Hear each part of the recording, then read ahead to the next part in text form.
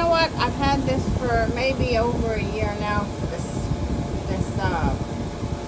faucet, and I just realized that this right here, it's for bottles. Just one second. It actually stays on. It goes off if you let go of it. But then if you push it twice, it'll stay on, and I just figured that out. I'm just sorry. I'm sorry. I'm just a little amazed. Thank you.